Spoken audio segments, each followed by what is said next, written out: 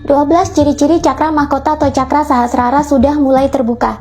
Cakra mahkota atau Sahasrara adalah salah satu dari 7 cakra utama dalam tubuh yang terletak di ubun-ubun kepala manusia. Cakra sendiri dalam Hinduisme merupakan pusat-pusat energi dalam tubuh yang berfungsi mengalirkan energi kehidupan ke organ-organ di sekitarnya. Ketika manusia mengalami kebangkitan spiritual, itu artinya energi kundalininya akan naik dari tulang ekor dan terus bergerak ke atas membersihkan semua cakra-cakra yang dilalui. Cakra mahkota sendiri adalah cakra terakhir sebagai pemberhentian energi kundalini. Ketika energi kundalini sudah sampai di cakra mahkota dan menyatu dengan ruh atau atman, maka manusia bisa mengalami sensasi pencerahan atau enlightenment. Inilah yang banyak dicari oleh para elit sejak zaman dulu melalui ritual-ritual dalam tarekat kebatinan. Lalu, apa sih ciri-ciri kalau cakra mahkota atau Sahasrara kamu mulai bersih dan terbuka? 1. Terasa sakit atau berat di kepala yang aneh. Ketika kalian sering mengalami sakit kepala atau sensasi seperti ditekan atau gangguan aneh di kepala, tapi diperiksakan ke dokter tidak ada penyakit apa-apa, bisa jadi itu adalah pertanda bahwa cakra mahkota kalian sedang dibersihkan oleh kundalini dan mulai terbuka. 2. Mengalami pencerahan. Ketika cakra mahkota mulai terbuka, bersih, dan mulai seimbang dengan cakra-cakra lainnya, kalian bisa mengalami sensasi pencerahan, di mana di sini kalian akan merasakan perasaan senang, haru, damai, bahagia, dan emosi-emosi positif lainnya yang sangat sulit digambarkan dengan kata-kata yang tepat. Di satu sisi, kalian jadi seperti meningkat ke level dimensi kehidupan yang lebih tinggi, lebih transenden, lebih excited, menerima banyak informasi dan ilmu baru, tapi sangat sulit dikisahkan melalui kata-kata. Tapi, ini tidak membuat kalian menjadi sombong, malah makin low profile. 3. Menemukan jati diri. Kalian jadi paham dan kenal diri kalian itu siapa. Kalian jadi tahu bahwa tubuh, pikiran, dan jiwa sebenarnya bukanlah diri kalian yang sejati. Mereka hanyalah perangkat yang kalian pakai untuk hidup sebagai manusia di bumi. Sejatinya, kalian bukanlah pikiran, jiwa, dan tubuh tadi. Kalian adalah esensi murni atau kesadaran murni yang dibungkus oleh perangkat-perangkat tadi, dan kalian bisa mengontrol mereka kapanpun. Dan kalian jadi paham posisi kalian di kehidupan itu sebagai apa yang harus dilakukan, dan kemana nanti akan pulang ketika hidup di bumi ini sudah selesai. Di satu sisi, kalian juga tahu asal kalian itu dari mana. Inilah yang disebut menemukan hakikat sangkan paraning dumadi. 4. Identitas dan ego meluruh menjadi bukan apa-apa. Kalian mulai terlepas dari identitas diri, termasuk nama, gender, suku, ras, agama, dan kewarganegaraan. Kalian sadar identitas itu diperlukan untuk hidup di zaman sekarang, tapi kalian juga sadar bahwa identitas itu bukan sejatinya kalian, sehingga kalian bisa melepaskan diri dari ikatan identitas tersebut secara batin. Kalian juga jadi bisa mengenali ego, tahu kapan ego mengambil alih kontrol hidup, dan mulai bisa mengendalikan ego. Bahkan ego nampak meluruh dan nurut kepada diri sejati, sedangkan kalian sendiri merasa bukan apa-apa dan bukan siapa-siapa. 5. Mengalami kemanunggalan atau kebersatuan mistik. Kalian juga akan merasakan sensasi kebersatuan mistik yang abstrak, sulit sekali dijelaskan melalui kata-kata. Kalian merasa menyatu dengan sang sumber yang kita sebut sebagai Tuhan. Meskipun secara panca indera kalian tidak bisa melihat, mendengar, merasa, menyentuh, atau mengecapnya, tapi rasanya seperti menyatu. Dan setelah itu kalian jadi sadar kalau sebenarnya diri sejati atau kalian yang sudah sadar atau tercerahkan adalah percikan cahaya Tuhan itu sendiri. Ada sedikit esensi Tuhan dalam diri, dan kalian jadi lebih mengandalkan diri sendiri.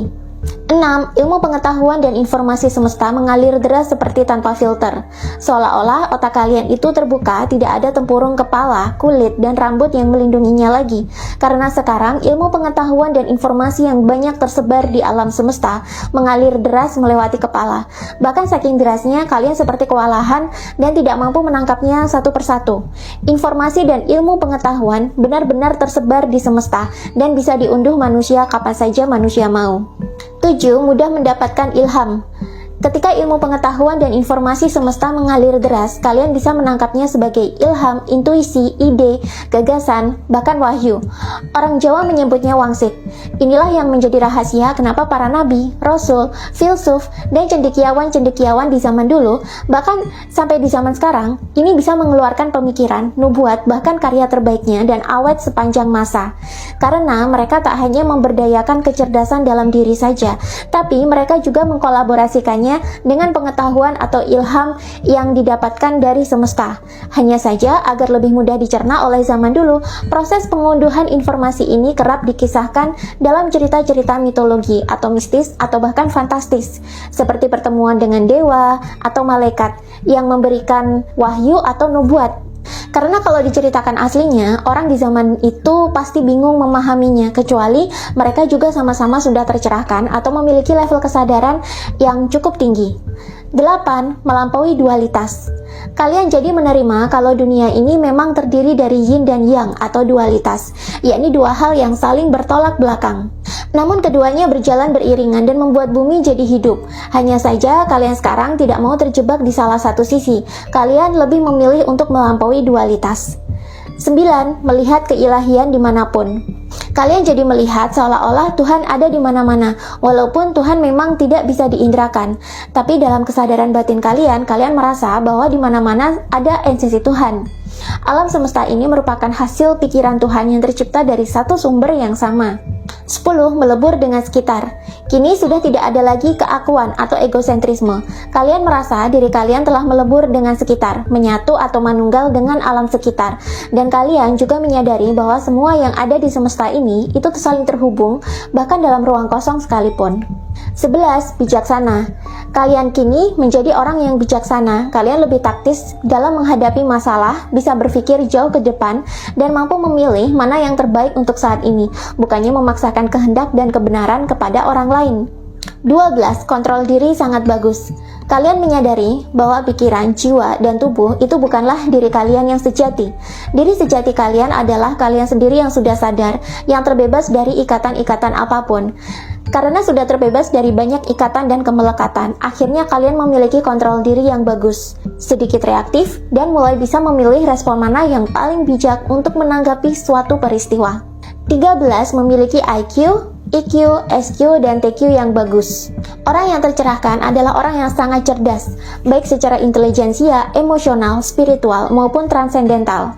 Namun saking cerdasnya, mereka kadang dianggap aneh dan berbeda dari orang kebanyakan. Pola pikirnya bisa sangat maju ke depan, pemahamannya melintasi batas-batas dimensi kehidupan manusia. Ia bahkan mulai bisa berpikir secara transendental dan mendapatkan banyak pemahaman dari dunia transenden tersebut. Pemahaman mereka akan kehidupan, hakikat, dan dimensi-dimensi lainnya itu sangat mendalam, sehingga kalau orang gagal memahami pola pikir mereka yang sudah jauh melampaui kecerdasan manusia pada umumnya, orang seperti ini akan mudah dicap gila. Itulah kenapa di zaman dulu, Nabi dan Rasul banyak dicap gila, karena mereka berpikirnya sudah bukan horizontal atau sebatas berpikir di dimensi manusia saja. Mereka sudah mulai bisa berpikir secara transenden, bahkan mengalami banyak peristiwa-peristiwa transendental itu sendiri. Transendental sendiri sering dianggap hanya sebatas abstrak, mistis, atau magis belaka. Padahal transenden adalah bentuk alam kesadaran lain yang lebih tinggi dibandingkan dengan kesadaran alam fisik manusia. Ini adalah dimensi pemikiran yang lebih tinggi dengan batasan yang sangat luas. Saking luasnya bahkan sampai dikira tak terbatas dan bahkan melampaui ruang dan waktu itu sendiri.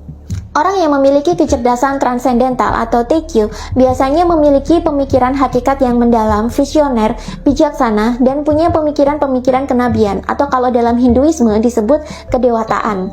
Hidupnya jadi lebih filosofis dan spiritual, namun dia masih bisa memiliki kontrol emosi dan tata sikap yang baik.